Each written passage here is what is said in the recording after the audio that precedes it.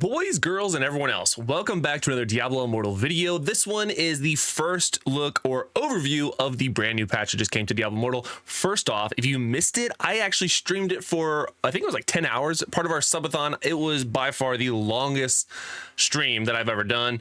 I had a ton of fun doing it. Thank you to everyone that showed up. It was so much fun.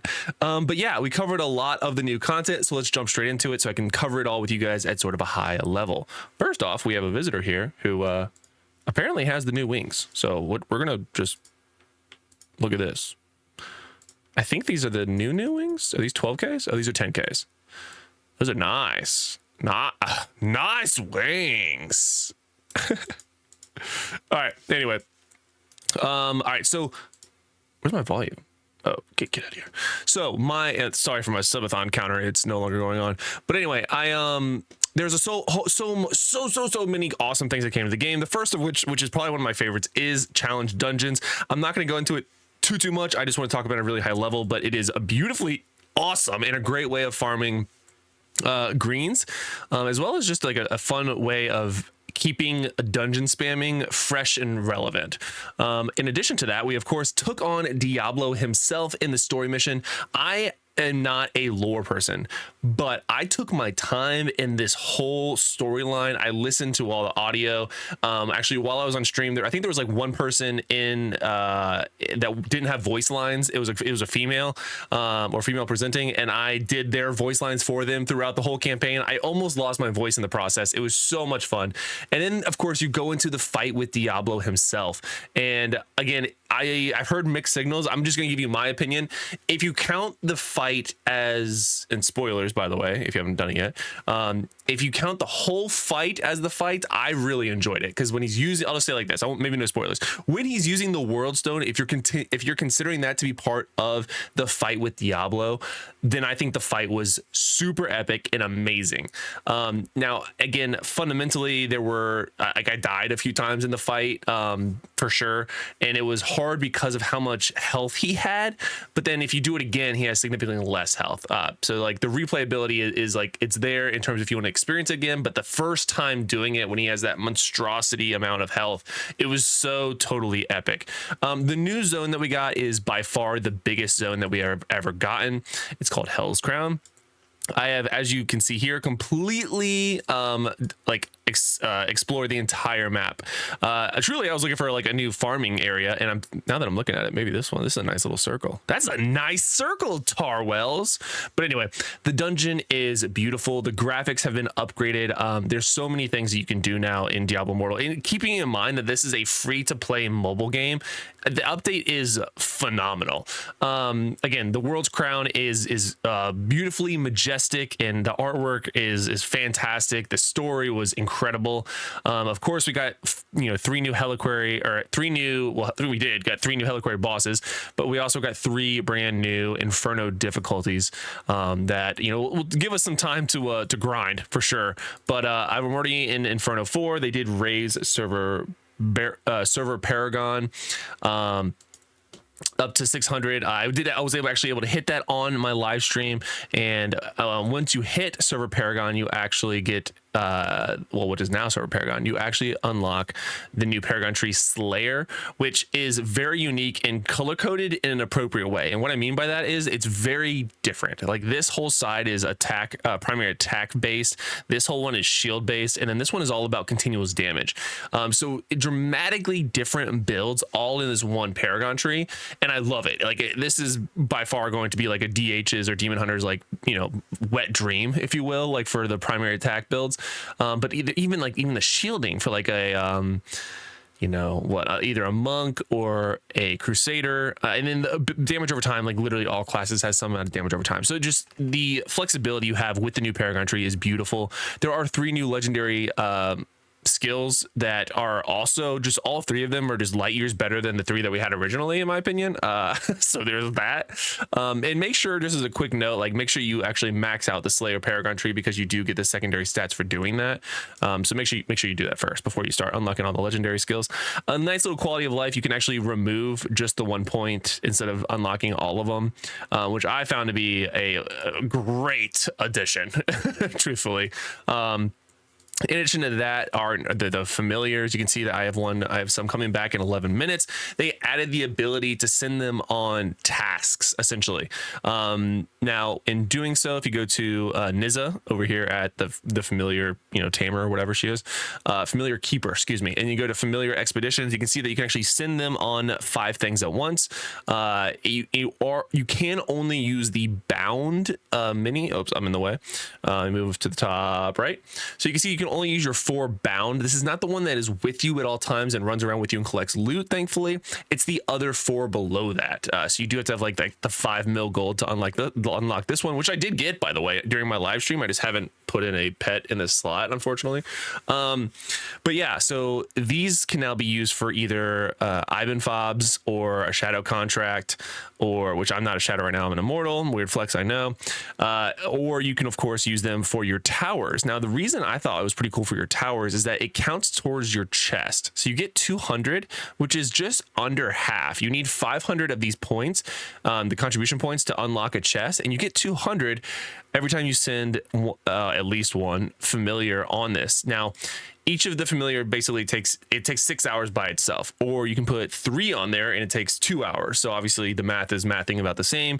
Either way you do it, I sent all 3 of mine to 3 different ones. That way I'm sort of progressing all the towers at the same time instead of focusing on one at a time. You can take whatever strategy you want. Maybe towards the end of the week you need to adjust it and focus on one tower and finish it off, blah, blah, blah, blah. Or put, all of them in one tower while you're running the other tower and that sort of thing. Now, again, the shadow contract does take a while, I'm being told.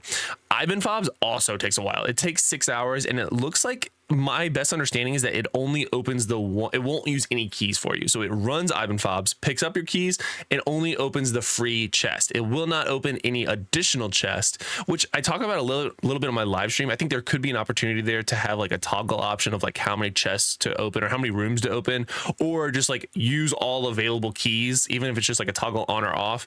I think that could be a decent opportunity there to help strengthen, I guess, like the purpose of this. And I believe they've said that they're also going to be adding stuff to the familiar expeditions, but as a baseline introduction to it, it's great. Again, keep in mind, these are things that you would either probably be doing anyway, or things in my case where I didn't do it. So I never ran my my purification for the cursed towers because I just don't have time. So for me, like I'm now getting additional resources that I would not be getting because I don't do this. Now for my shadow contracts, I'm 100p going to be doing that on cooldown for with my familiars, because I hate the shadow contract. It's not as bad as it was with the weekly reset and all that, but it is also kind of like one of those things, like if you can do a shadow you can do shadow contracts. I was thinking of shadow weeklies, but yes, the shadow contracts, oh god, those are terrible. They never get updated, so now we can actually just burn through them that way. I think that's a great addition to the game. Now, of course, we also have the brand new 5-star legendary gem. It is what it is. If you're interested in that, it's a great option. It's a thing. I have not tested it yet. Maybe I'll make a separate video testing it. I'm good with my legendary gems. I have no interest in changing or adjusting them. They're exactly what I want them to be, and that's it. So challenge dungeons, I've already talked about, is super duper fun. You can, again, just keeps it fresh and relevant while you spam dungeons. Empowering your familiars was great. New Heliquary bosses, I haven't fought any yet. I'll fight the first one on Monday. And again, Shattered Sanctuary was absolutely stunning. There was some additional cosmetic changes to the shop, which I thought was interesting. So you can actually see, like, it's a little bit clearer to see everything.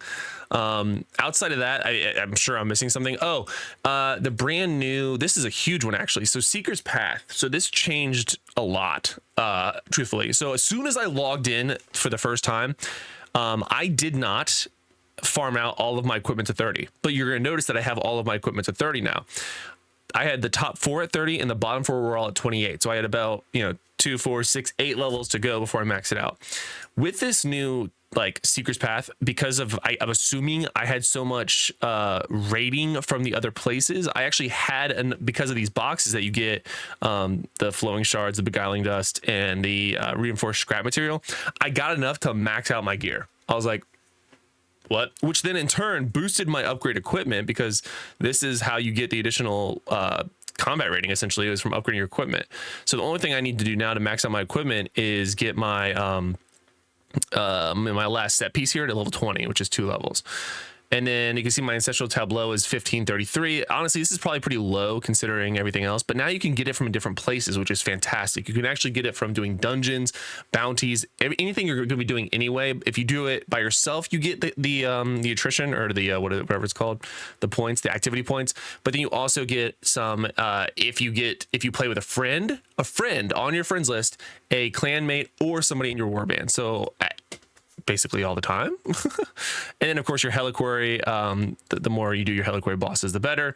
And now you can actually get, you know, better stuff from not even being in a warband. So again, the warband was a very tricky, wait, what is that? It looks like there were different ranks of it. Seeker's Path. Oh, there's like threshold. So once you get to is 420 the max? 420 blaze at the max? No, it looks like it's all the same. 430. But like you see how the gold, there's a gold notch on that one? On 420. Oh, maybe it's just the next big one. Never mind. So what else? Okay, so there's that. We talked about the familiars, the new paragon tree, the seeker's path. There was new bestiaries if you're down to farm the, oh, I can't, yeah, there was 170, so they added 7 more. So there's new bestiaries to farm. Yeah, everything is honestly super duper fantastic. I've had a great time playing the new update. Hopefully you guys have been too.